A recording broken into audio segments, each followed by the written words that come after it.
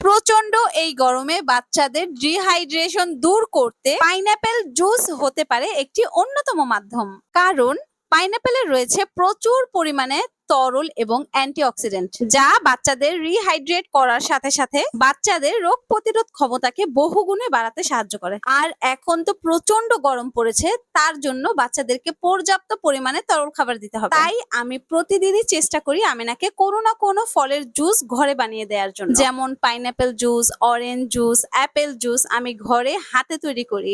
জুসারে তৈরি করলে বাচ্চার খেতে খুব কষ্ট হয়ে যায়, বাট আমি হাতে যেভাবে তৈরি করছি এতে বাচ্চা খুব মজা করে খেয়ে ফেলবে। আর আপনারা যদি এই ভিডিওটি পুরোটা দেখে থাকেন আর এইভাবেই যদি বাচ্চাকে মেক করে দেন, তাহলে বাচ্চা পুরোটা খুব আনন্দের সাথে খাবে। কারণ আমি যেভাবে ছেঁকে নিচ্ছি এতে কোনো পরিমাণ আঁশ নেই, আর এটা পিওর অথেন্টিক পাইনাপেল জুস হয়েছে। মাশাআল্লাহ, এটা স্বাদের কথা কি বলবো, এটা খুবই মিষ্টি ছিল, অনেক স্বাদ হয়েছে। আর আমার আমেনা তো কিছুই খেতে চায় না, কিন্তু ও জুসটা একটু প্রেফার করে।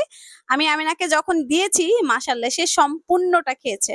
আলহামদুলিল্লাহ, আপনারাও চেষ্টা করবেন এই অতিরিক্ত গরমে আপনাদের বাচ্চাদেরকে যে কোনো ফলের জুস রেগুলার তৈরি করে দেওয়ার জন্য। আমি এটাতে কোনো পরিমাণ পানি অ্যাড করিনি, জাস্ট একটা আইস কিউব অ্যাড করেছি, জাস্ট একটু ঠান্ডা লাগার জন্য।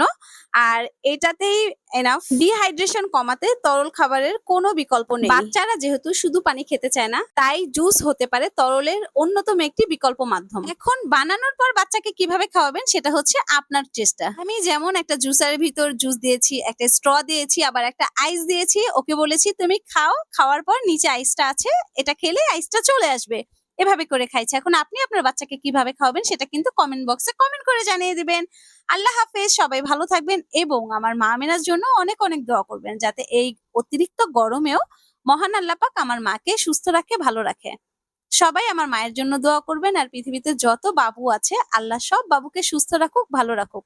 খোদা হাফেজ।